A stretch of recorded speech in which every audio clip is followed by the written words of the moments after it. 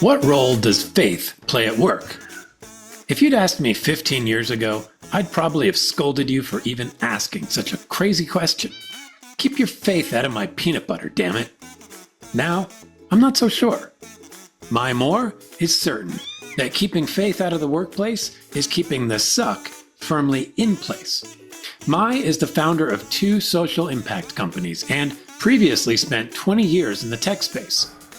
How can we possibly bring our whole selves to work if we're ditching this giant piece of ourselves at the door each day? This is personal for Mai, as her faith has helped her through some incredibly tough times, including being homeless. So, how do we bring this topic into the workplace without alienating everyone? We need to create space for honest, respectful conversations around faith and spirituality. We need to make room for all belief systems, including the lack of belief. And we need to understand our customers better, many of whom place faith or spirituality at the center of their lives. We dig into all the nooks and crannies of this and more during our conversation. We touch on the idea of vulnerability at work, lifting up ideas from everyone, not just leaders, and the importance of doing work that makes an impact on something we actually care about. If you enjoyed this episode, please like, share, rate, review, or subscribe to the podcast. Let the desuckifying begin. Here's Mai.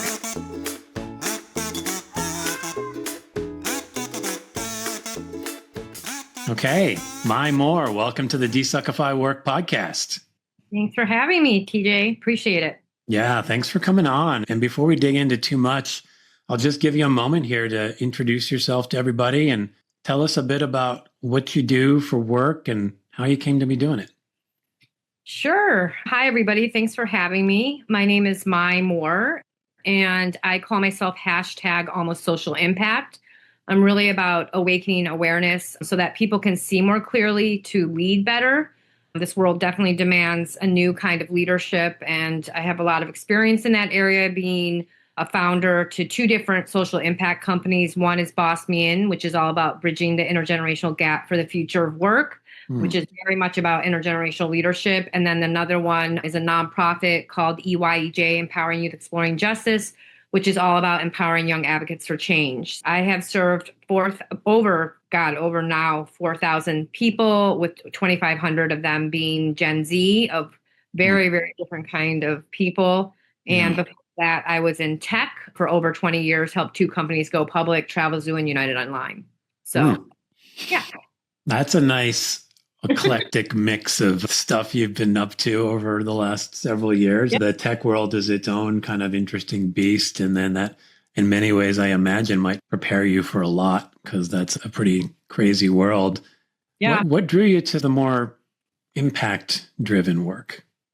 Honestly, I never ever thought I'd be doing what I do now. And I think that there are definitely different steps. The first one, I was in the corporate world and the tech world, and I was that female at a very young age who had a very successful career. I stood on NASDAQ helping Travelzoo go public.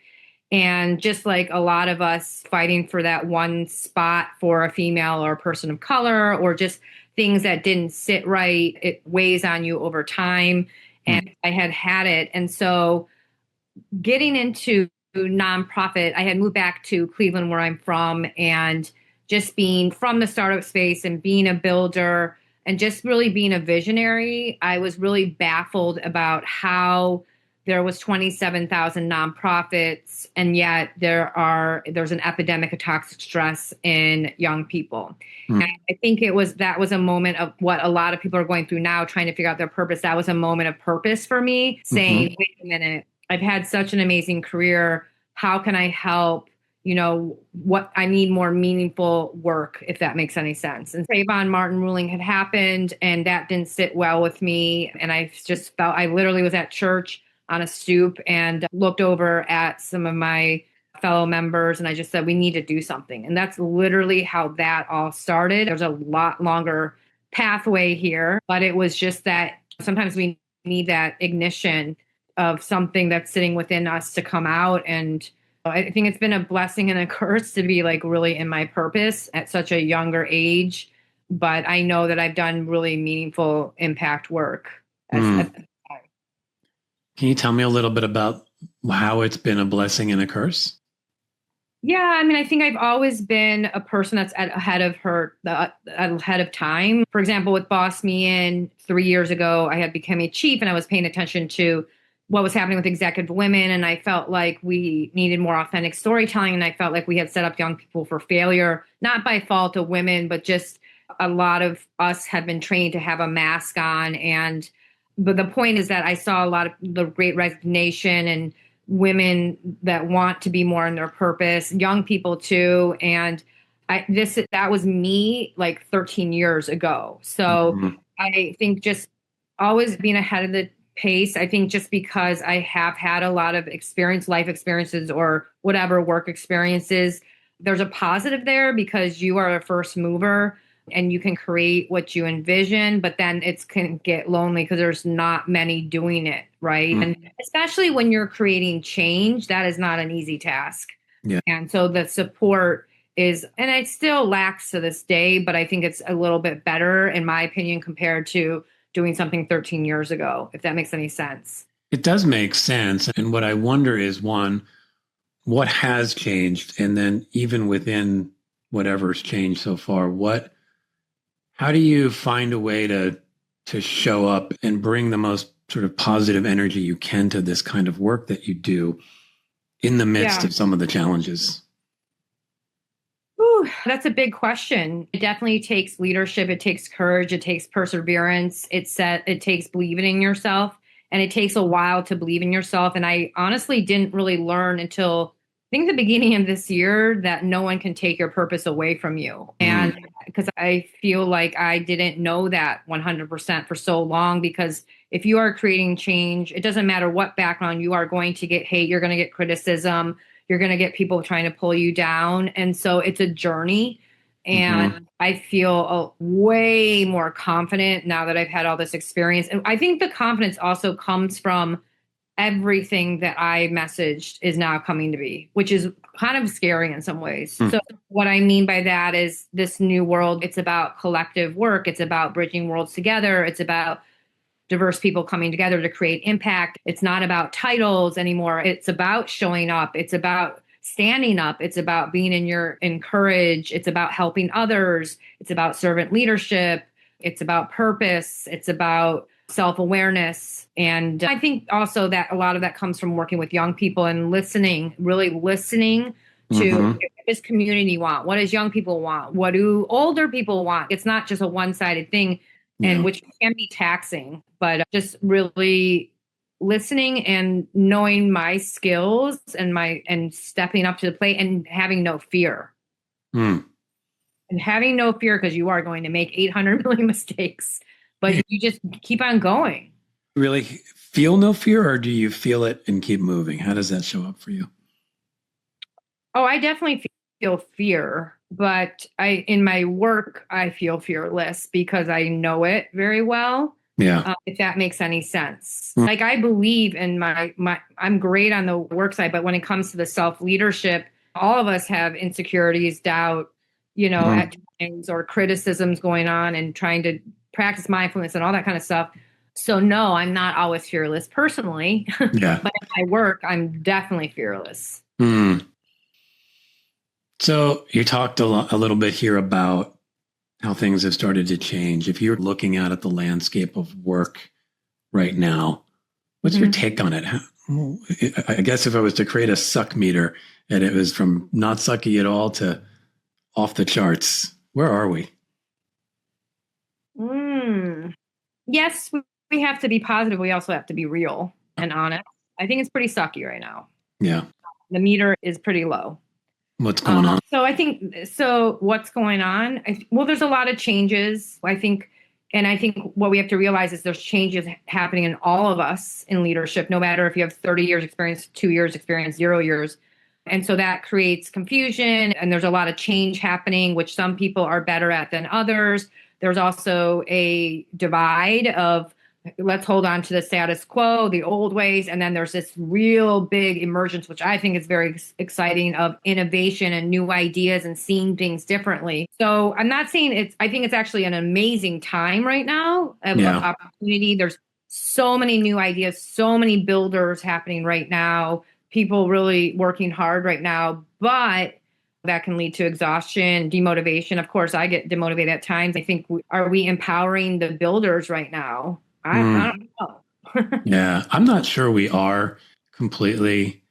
And my take on that is a little bit, there's just a lot of cynicism, and I get it. To your point, like it's a weird, crazy time, but my sense is the only way out is if you do empower people to build and create new ways of us showing up in new things and new systems and all that stuff.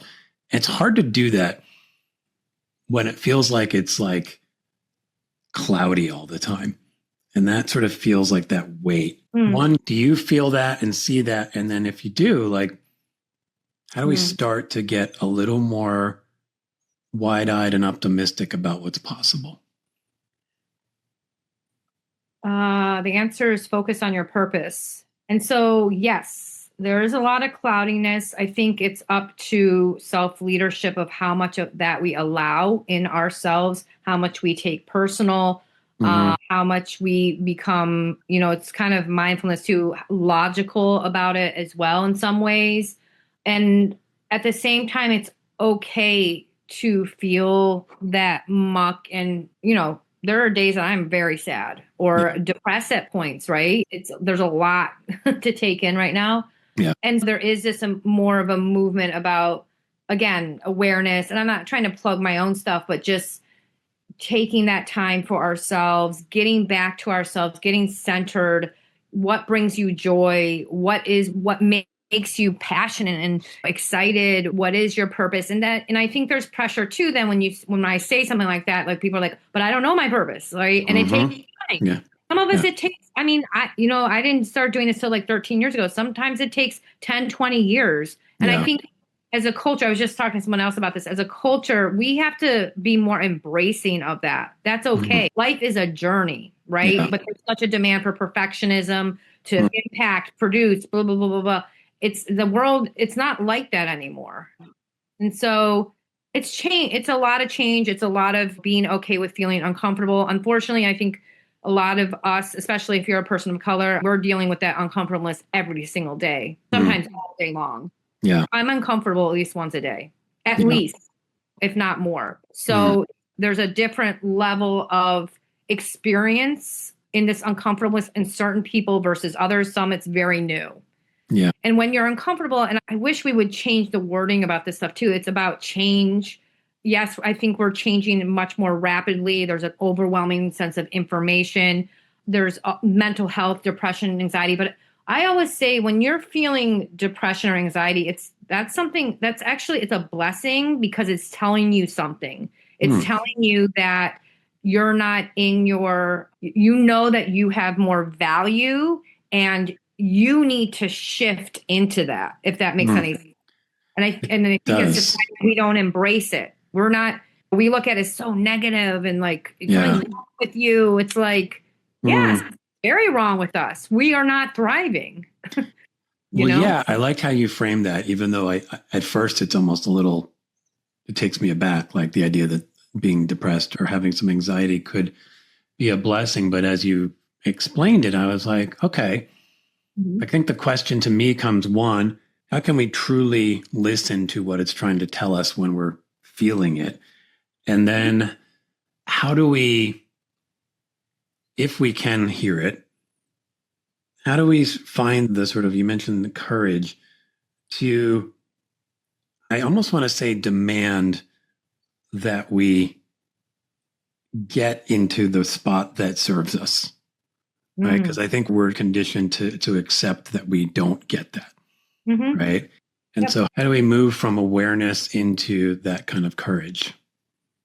So when you're asking that, there's a micro lens to that and there's a macro, I think. Okay. And to your point, yes, we are very brainwashed. We are taught to keep small, to not thrive, honestly. So from a macro level, there's a real systemic issue here where people want to thrive.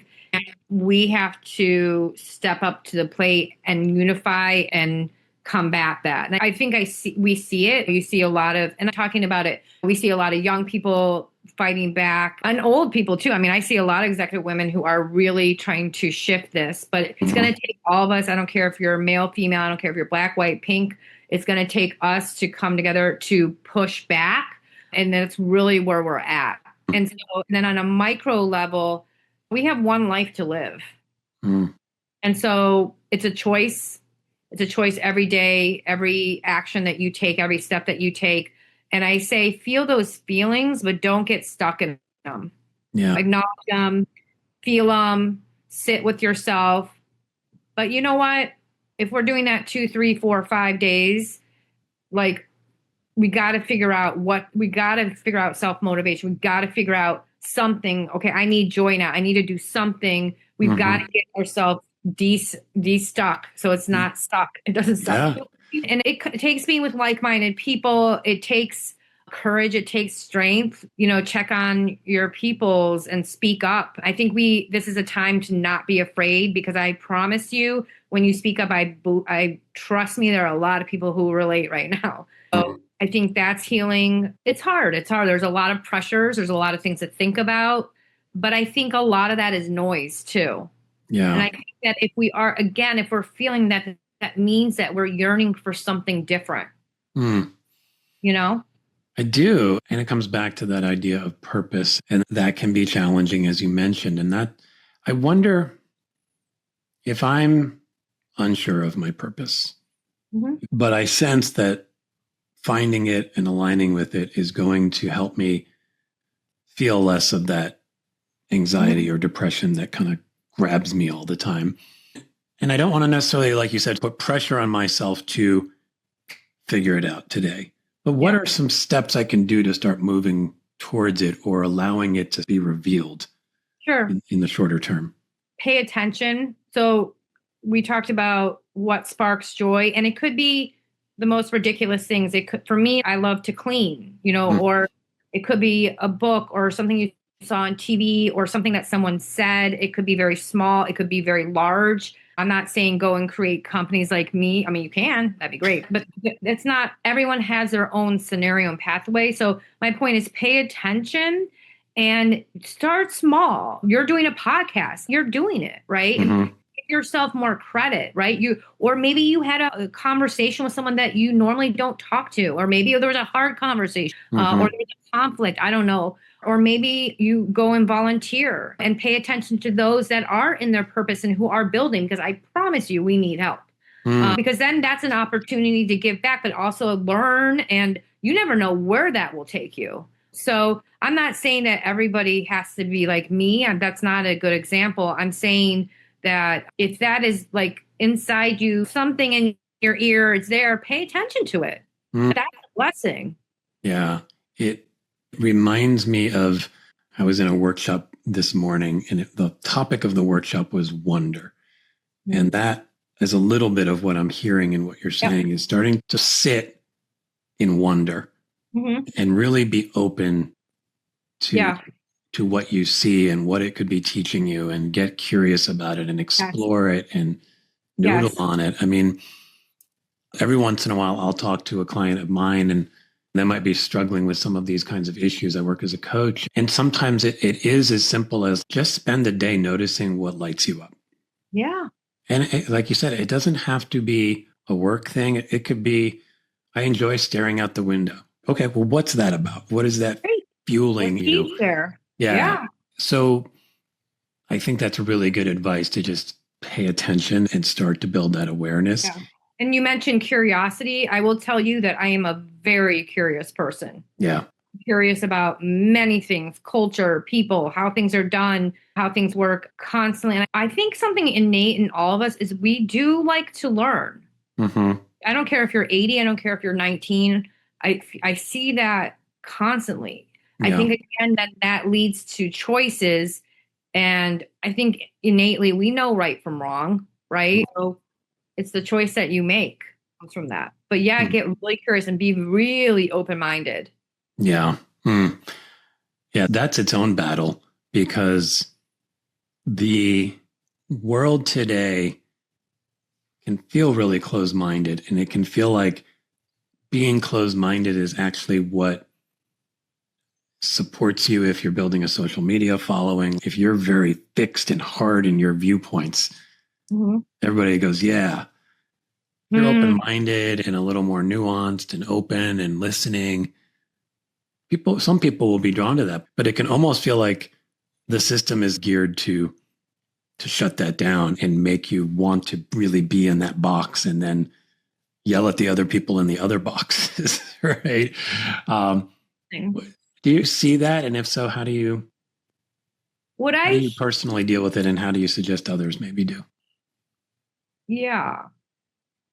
I think what I hear from you is several things. It's about personal energy. It's about aligning yourselves with the right people. And I think that's a hard thing. Like, I've had to let go of a lot of relationships at different points in my life because it wasn't aligned with me. And I thought there was something wrong with me, but in fact, I was changing. So what I hear from you is, and I'm not talking about you specifically, but the example is that maybe that's not your crew, or like, even with family, it's hard, right? Because you can't just say, okay, bye.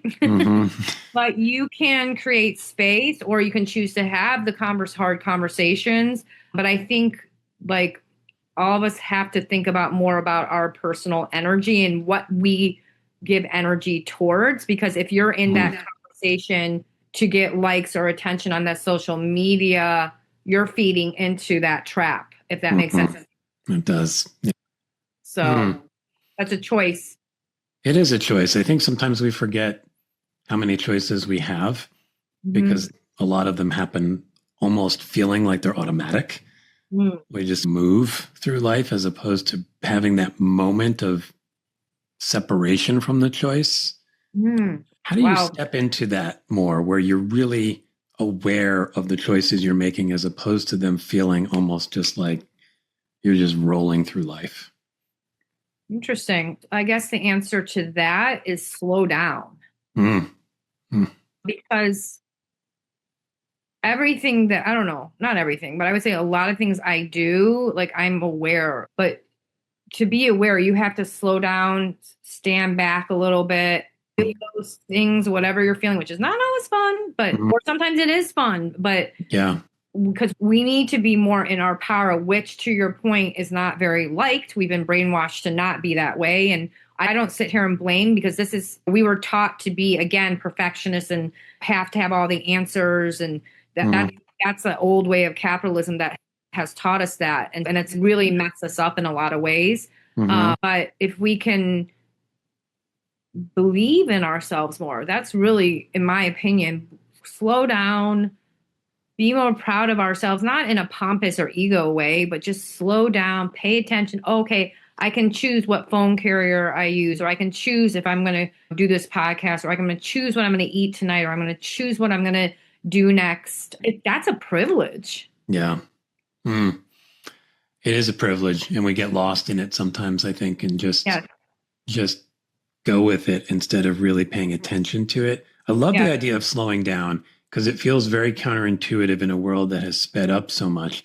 But I think you're onto something in the sense that the only way we're going to survive this is if we slow down at times and take moments to really be aware of what we're doing, be intentional with what we're doing, actually think and feel about the experiences we're having.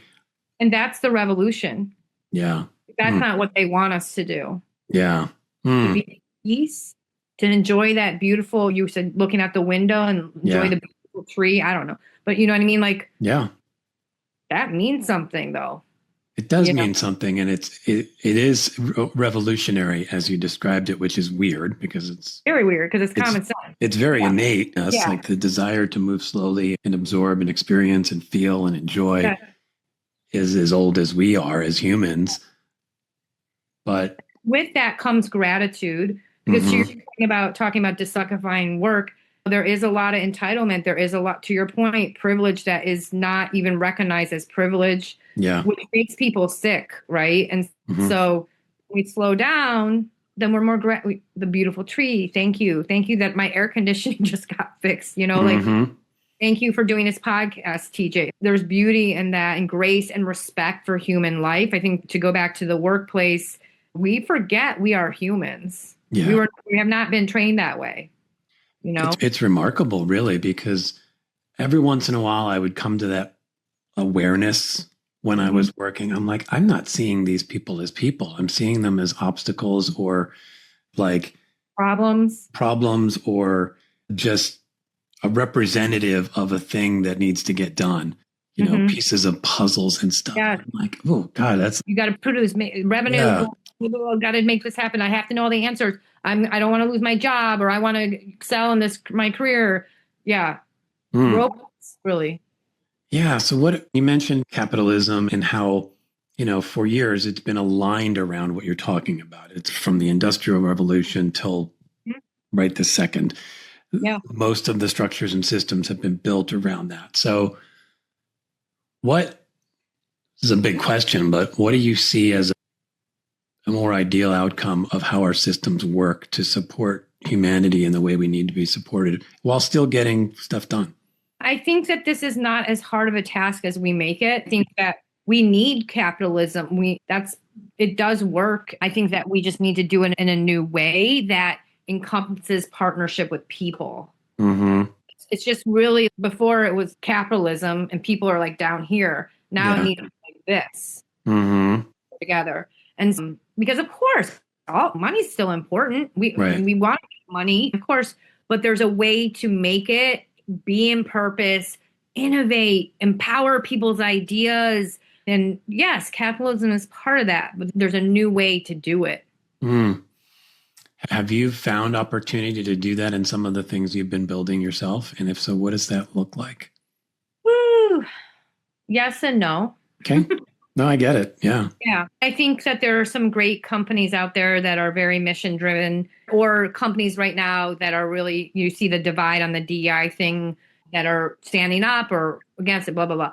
Yes, it's definitely out there. You see amazing startups right now building. So in my personal experience, I've done amazing impact with both Boss Man and EYJ, changing cultures, empowering people, building awareness, it goes on and on, storytelling and helping people get jobs or college, medical degrees, whatever.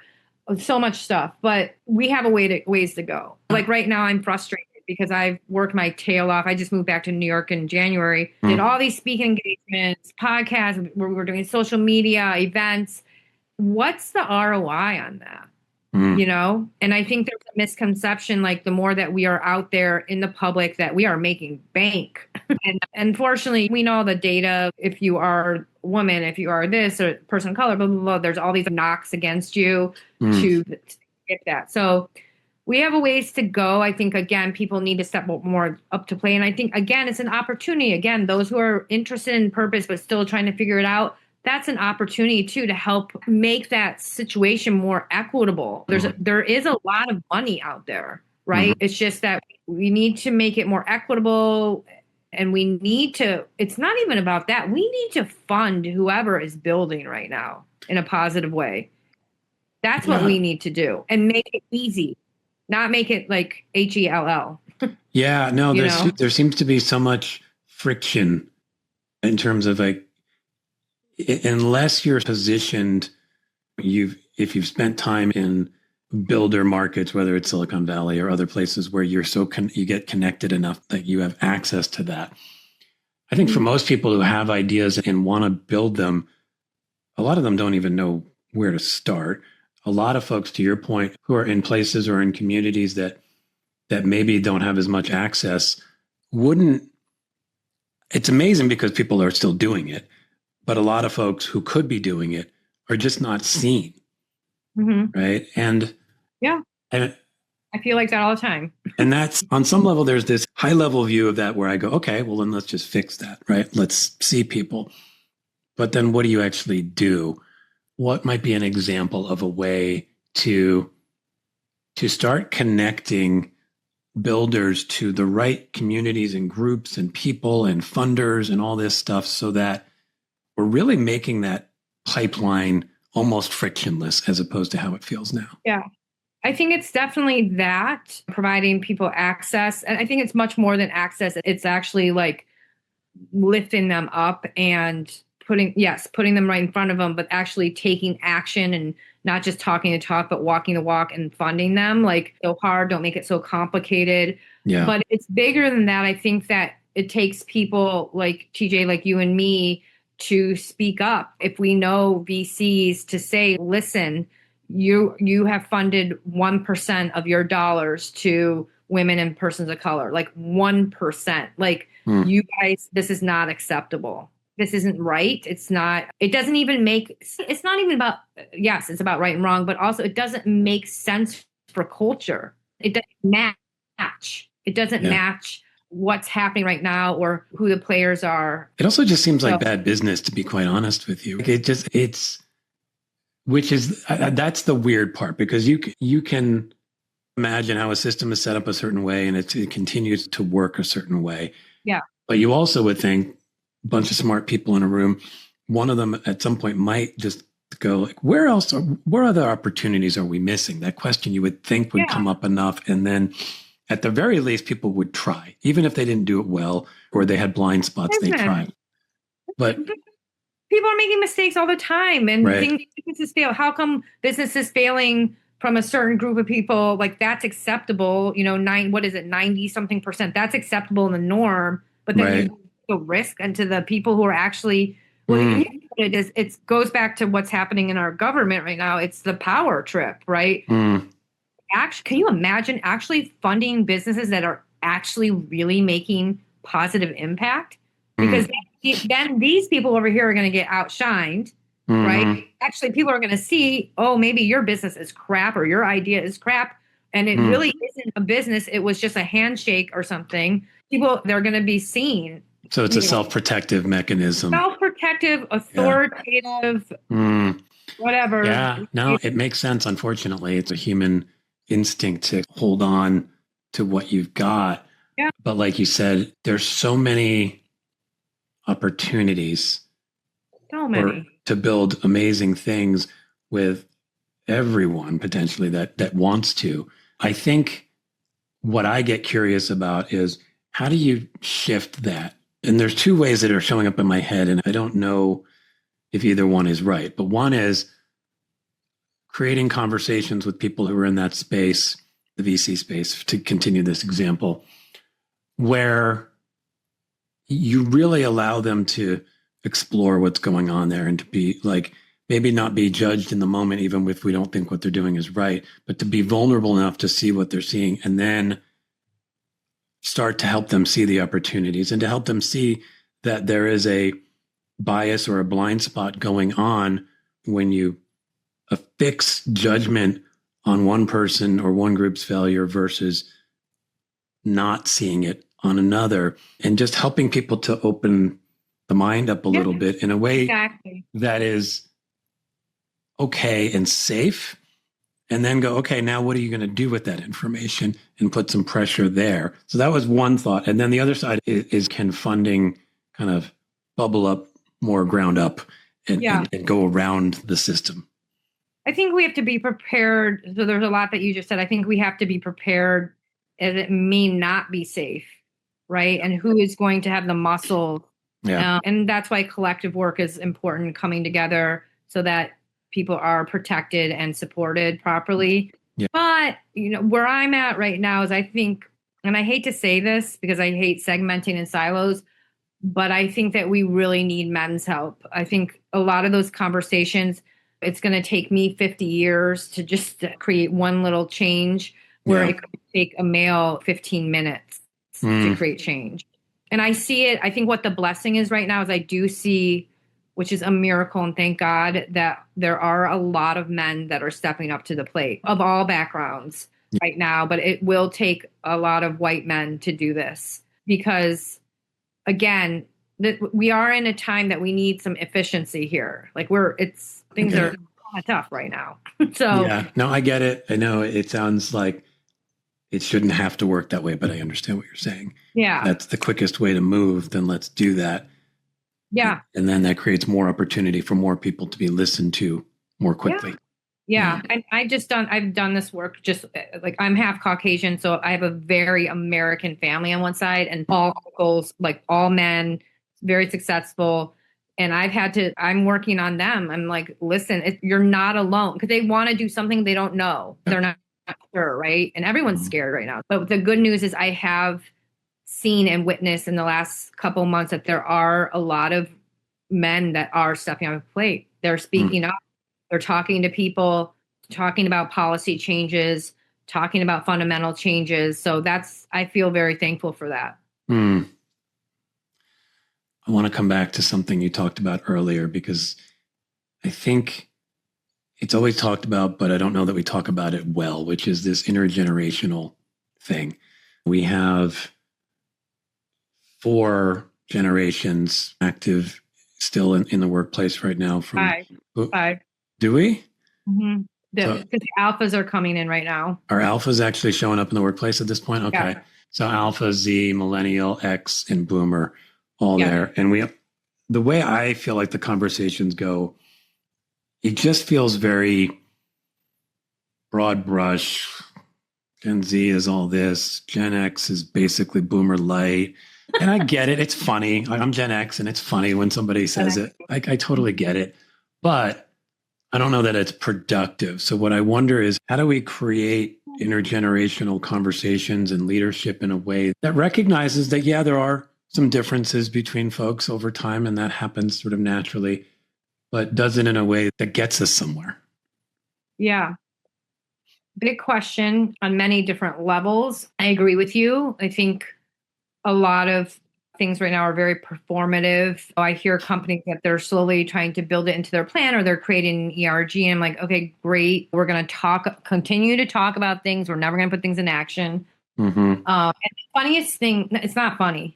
The thing is, sometimes we as humans make things so hard on ourselves because I truly believe the more and more I've done this work is that it really is an answer to solve a lot of the problems that we have. But again, we are brainwashed to say, oh, Gen Z are so different than Gen X and boomers and Gen Z are bad and Gen X is bad. It's that media kind of that drama thing that sells. And the truth is when I spend time I just was on a call with a Gen Z just shortly ago. The truth is we're all human. Everybody is feeling everything going on. I don't care what generation you are. People are in pain. But so the answer is then on a kind of micro level is, can we be more human? Can we be more human, more humble, and just being like, and have the ability to say, I don't know all the answers. I don't feel good today, or I need help in this way. Like, how can we get out of this ego thing that is going on, that is so contaminating, right? Like, until we get there, we are going to continue to see what's happening right now. Like this destruction. And it's, to me, I like just where I am, it's changing every day more and more. But I just feel like right now we're all in the same boat. There are mental health issues everywhere. There are people, and I'm not talking about the negative. I'm just like, you see people, I don't care if you're male, female, Gen X, I don't care what. People are definitely interested in their purpose. Definitely people want to see something different. People want to thrive. So I think like we're far similar than we are apart, but yet I'm a bad guy because I'm seeing that because I'm not going for what I'm being brainwashed to think. You know what I'm saying? I do. And that's a tricky part of this conversation sometimes because there can be confusion in messaging sometimes when you have important discussions around things like you've mentioned around people from different backgrounds and their experiences. And for some people that can feel like you're creating separation. Right. So how do you have those conversations and maybe have a conversation around, hey, Gen Z isn't getting the same opportunities that we had as Gen X, that can feel separating, and then come back to this idea that you just said, which is if you really look at it, there's so much that brings us together, unites us, so much more in common. How do you have that kind of nuanced conversation that ultimately gets us to see each other as just a fellow human being? We got to learn to be authentic. We've got to learn to be real. We've got to learn to be honest. We've got to learn how to handle truth. And yeah, sometimes it takes courage to take that step forward and to just have that conversation with somebody, because it's a lot easier than actually the fear. Like we get in our heads about the fear thing. And again, and to your point, a lot of times media or whatever, we're taught the opposite. So it's very conflicting. But I feel like this movement towards compassion, being empathetic, humbling ourselves a little bit, I think is a good move. You just got to make it happen. Yeah. You just gotta take a stance and remove the fear of perfectionism.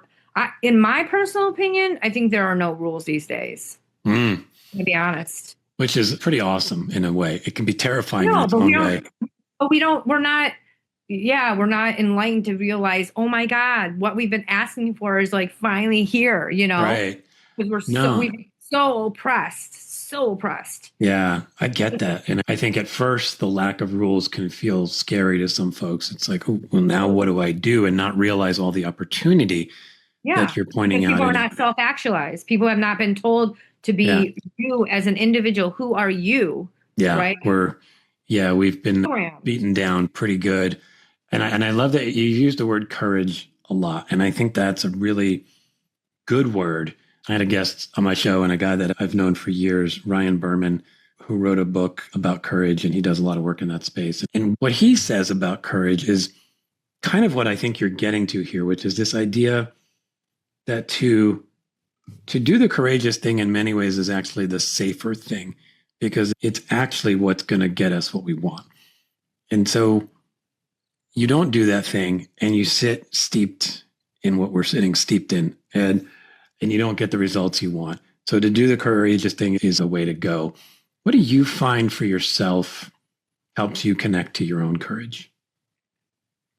I'm not sure if it's a good example. I think adversity has made me, and life experiences and experience in itself has definitely taught me to be courageous. And I'm not saying that I don't want to make it glamorous, because of course, sometimes it's very hard to be courageous, or I'm so tired. But I think it is following and listening to yourself and believing yourself and being confident in those thoughts or those gut feelings that you have. I think that's really key. That's the honest truth. And it does take time. Yeah. Take time. I think now to be able to like speak up to my uncles and be so vulnerable the other day and tell them like how this family has made me feel, that took a lot of freaking courage. But it feels so natural to me now. So the point is, I think, and I'm not recommending this for anybody, but I've had loss of family members. I lost my ex-husband. I've seen young people get killed. When you are faced in a very naked position, in my opinion, you see a lot more clearly, and things turn into, I don't give an F. Or you've been pounded down, or people are jealous of you. And it's like, there's only so much that you can take. And there's an awakening to be like, wait a minute, I'm not the problem. You are. You're trying to make me think I'm the problem, but it's actually you. That's a manipulation. So again, that takes time. That is not overnight. And no one's going to save you but yourself. Yeah, that's true. And it's a good example you gave of that. The courage can come from going through hard things. And what I hear in that is, and this is an interesting thing in the culture right now, because there's this blend of dealing with a lot of hard stuff, but also trying to protect. I've seen it in certainly ways certain people raise their kids. It's like trying to protect, and you can get overprotective. And I wonder where that sweet spot is of really being exposed to enough in your life so that you build those muscles. And I don't mean it has to be some of the more extreme examples you gave, but just tough stuff, because it inevitably happens no matter where you are. How do you invite people to step into that while also taking care of themselves in the meantime? I don't have all the answers, but I think, things like emotional intelligence, leadership, we need more leadership training. That is leadership. Oof. Yeah. A lot of leadership training. Yeah. I think we need a ton of leadership training, and we need a different kind of leadership training, I think, to your point. Yes. And at the core of that is that word you mentioned earlier, vulnerability. Yes. For people to, I don't remember the exact example, but there was an example I heard recently where a CEO basically said something along the lines of, I think it was around presenting, and they said, I'm here to give this big presentation to all of you, and I just want you to know that I'm actually really nervous right now. Right. And I'm always nervous when I present, and this is my job, but I'm always nervous. I'm going to do my best to work through that and give you a good presentation. And I thought those are really good examples of somebody being willing to not have it all put together, not have all the answers, not feel like I have to be this non-person, and actually become a person and stand with everybody. Yes. Yes. I think we need more of that. That's cool. Yeah. I'm going to be honest. I was at an event last night and I brought my daughter. She's 21 and people were very polished, beautiful storytelling, but we left the event and my daughter literally said, who are they? Meaning, to your point, the vulnerability, being more authentic, expressing I've made many mistakes, or this is what I learned from them, or I don't have all the answers. And I'm talking about myself too here too. Like this is a change. This is part of leadership is we have to shift and change to this new way because we have been told another way that you have to be together or you're going to lose your job or whatever the case may be. So it also takes us making up who are leaders. We have to put a little effort in right now too, to shift to this if we want to keep leading. Yeah. And it's interesting because there is this double edge to that a little bit. And I know in my own experience, there's times where I think maybe I'm a little bit naturally trusting of people. That's how I am, which I think is mostly a wonderful thing. But at times it's allowed me to show up vulnerably and maybe have that be pushed back against me in some way. Yeah. And I think that's what people can be afraid of is that if I pull like, it what's back. What's wrong with you? Why do you trust that person so quickly? Yeah, then it's like, who are you? That too. Yeah. And then if that CEO he might say that and suddenly he's worried, oh, is my COO looking at me going, ooh, I'm going to step in there and be the stronger person. And that's a hard one to shift because it requires individual level courage. Yeah. But there is this collective shift that we need so that people's minds don't immediately go to, how can I take advantage of that person's weakness? But rather go to, I really appreciate that person's weakness. And that actually is inviting me. Actually, strengths that they were vulnerable. Exactly. Yeah. I mean, how do the you way to shift it is we have to demonstrate by example in a public type of way or communicate it or talk about it and keep going and keep doing it, repeating. Yeah. And to your point, what you said is showing up. Yeah. It's not easy, but I think you're right. It's super important. Yeah. One of the things we talked about when we connected briefly a few months ago that I'd love to come back to is the idea of faith and spirituality and how it does or doesn't currently show up in the world and maybe more specifically in the workplace. And what's your take on how it's currently showing up and where it could or should? And just give you a little time to explore that. I think it's the number one issue of why the future of work is such a mess and why it sucks right now. Because it is not being embraced. It's not being talked about. It's not at the foundation in a respectful way. Yeah. And I will tell you, just as a leader, through everything I've been through, I mean, I've been homeless at one point. I was single mom. Like I've so much I've been through. If I did not have faith, I don't know what I would have done because sometimes I felt, like I mentioned, so naked. That is all I had. And I think that's why a lot of us are lost right now. You know, we are human, but I've heard stories about people in corporate being fired because they brought up whatever, Muslim or Arabic or their Christianity. I think that's awful. Yeah. And the fact that, and it again, these wars that are going on or whatever is not a good demonstration because I think faith in itself is really not that complicated. And we it again very complicated and all about power and struggles and money and all this kind of stuff. And it's not. Faith is very basic. And I think that we, again, have to, as humans, respect each other. Oh, you're Jewish or you're Muslim or whatever, you're Arabic or you're Shinto. Like, awesome. Let's be curious and learn about each other. Like, it's actually a beautiful thing. Yeah. I mean, I tend to agree with you. And I guess I would describe myself on a bit of a journey right now, exploring some of that personally. I was raised Catholic and got away from all of that for years. And now I'm sort of in this, like, trying to connect with things. And I agree, like, just being able to have that conversation at work with a piece of us that is so deeply rooted and so core to so many. I get the value in it. I do struggle a little bit with, you mentioned sort of the respect for everybody, but what if I don't have faith or any kind of spirituality in my life? How do we remain open to that? Remain open. Yeah. And again, we're not taught in society to be like, oh, you're different than me, to know that's okay. Right. We're taught, like, if you're different, you are bad. Yeah.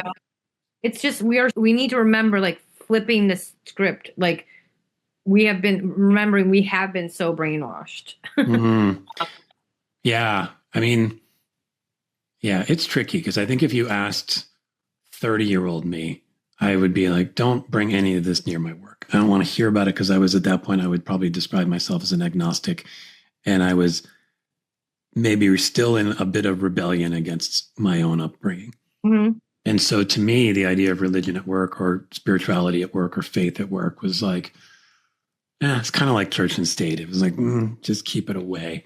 And so but it is connected. Yeah. So my other issue is that we don't really understand how things are connected. Mm-hmm. And it boggles my mind, because how can we be making impact, building revenue, when we don't understand how things are connected? It doesn't this is why the world's in the state it is. Yeah. What do you mean by how things are connected in that specific instance? I mean, you can talk about it in many different ways, but like, it's the root, in my perception, it's the root of who we are. Yeah. And again, I agree. I think there's opportunity to name it differently, and whether it's spirituality, it doesn't have to be religion. Yeah. There's opportunity to modernize it so that it's relevant to today, but it's connected even in business. It's connected who our customers are, who we're serving, who the community is that we're impacting. It's part of people's lives, but it's totally been stripped from them, to your point, in the workplace. Yeah. It's like saying you can never talk about food. Yeah. Yeah. That's a great way of framing it, because even the absence of a belief is still a core part of who you are.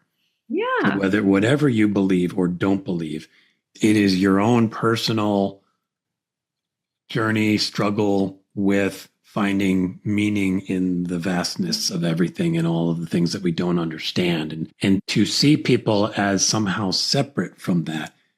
I mean, I would go back to your point about, we want to embrace humanity at work. How could you possibly embrace humanity at work if that giant piece of who someone is treated as if it doesn't exist? And I even think about, I worked in advertising for years, and when you work in a lot of ad agencies, it's a lot of folks who kind of don't believe, particularly if you're working in New York or LA maybe. And there can be an almost, I want to say, disdain that can come from thinking of that side of people and almost making fun of it and being shocked when somebody pushes back on that. Yeah. And just having that conversation in the room would shift that, I think, even if you don't shift your belief. 100%. And it's also like saying you can't talk anything about your family at work. Yeah. Or your husband or kids, which we see some of that too. We do see it. Oh, yeah. Benefits and all that. Yeah, you see all balance, all that. There's a lot of weirdness around all of that. And I think It doesn't serve us. That's ultimately what it comes down to, right? I mean, we talk about wanting, if I'm running a business and I want that business to succeed, it's hard for me to imagine it's going to do as well as it could do if we're basically only bringing 10% of each person in and they're feeling that restraint on them. Robot. It does get to that robot thing. Yeah. Yep. I've asked you a fair amount of questions, so I want to give you a chance to turn the tables and ask our audience a question. Do you have something to ask them? As my daughter says, who are you? I love that question because you could answer it for days potentially, or have no answer and be sort of shocked by that. All right. I will definitely put that to people. I mean, I'm thinking of it myself even, and it's a hard one, right? I think I could start to throw a lot of words out there, but I don't know that I have it. Oh, in a pitch bubble? It's not a story.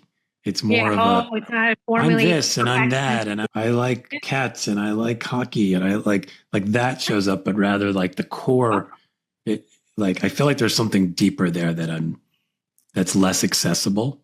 And that's where maybe the fun comes if people start to answer this and go like, you're exploring your spirituality, I am. Yeah. You are in a very hot state. Yes. Yes, I am. Yeah. It is actually probably cooler here today than it is in New York. I think it's only in the high 90s here. Well, that's summer. Yeah, that's winter. Sorry for you. Exactly. Yeah, my sweater will be on soon. So this is the Desuckify Work podcast. So I have to ask, if you could wave a magic wand and fully desuckify the world of work, what does that world look like? Empower people's ideas. I like that. And I can feel the tension in that and how often it doesn't feel like our ideas are empowered. Yeah. Are you optimistic about our ability to get better at that? I'm optimistic about entrepreneurship. Okay. Meaning entrepreneurship being an avenue for people's ideas to be empowered more so than the corporate space? Yeah. Yeah. I get it. I want to be more optimistic about the corporate space, but I think that's a harder ask. It needs more shaking up. I think there's probably a way of creating a large organization that is more empowering to ideas, but there are examples of these organizations out there. We just need more of it. Yeah, it needs to get so visible that you see it as a reasonable pathway. Yes. Yeah. So now I want to have a little fun. I do a lot of sound effects on this show. If you listen, you'll hear cats meowing and other goofy stuff. That's kind of my shtick. But I invite you to bring whatever sound you want into our sound effect library, and it will show up in the beginning of our show somewhere. Oh my goodness.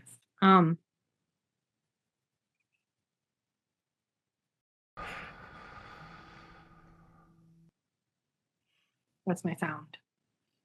What does that mean to you? Anything? Breathing, reminder of who we are, releasing negativity, releasing things that don't serve us, letting go. Really, you talk about spirituality, like really breath is also a core of who we are. Yeah. And it's actually really powerful. You're in anxiety, you have depression, you're whatever. If you slow down, you take that moment of the breath, it's a reminder of who you are. Yeah. And it feels, at times at least, when I think about it or experience it, that it connects us to everything. Because the breath is coming from everything around us. So it's a way of feeling that deeper connection to all of it. Yes. Yeah. So I've loved this conversation, Mai, and I want to give people the chance to just learn how to find out more about you. So what are the best ways for people to track you down online? Thanks so much, TJ. And honestly, if you guys have comments, feedbacks, please, I definitely don't have all the answers, but I do have a lot of experience, and obviously speaking on experience here, so just welcome the conversation. But you honestly go to my website, maimoore.com, MAIMOORE.com, or check me out on LinkedIn, or email me if you want to connect. Always open. Awesome. Well, I'll put all that stuff in the show notes, and I encourage people to reach out, whether they agreed with, wonder about, disagreed with. I always invite people to come and chime in on what you've heard and give us your perspective. So I hope people reach out to you. And again, Mai, thank you so much for coming on and just being awesome. And thank you for being open, and appreciate it very much. Awesome. We'll talk soon. Bye-bye. Bye. Thanks, everyone, for tuning in to the Deify Work podcast. And a huge thanks to Mai for bringing bold takes and deep wisdom to the show. You can follow Mai on LinkedIn and check out her site at maimoore.com. That's MAIMOORE.com, where you can learn more about all the good stuff she's putting out into the world. If you enjoyed the conversation and would like to help your teams bring their absolute best to work, I invite you to schedule a free half-hour discovery session. Type meow into the calendar invite, and I'll also send you a free Deify Work t-shirt. Bye, everyone.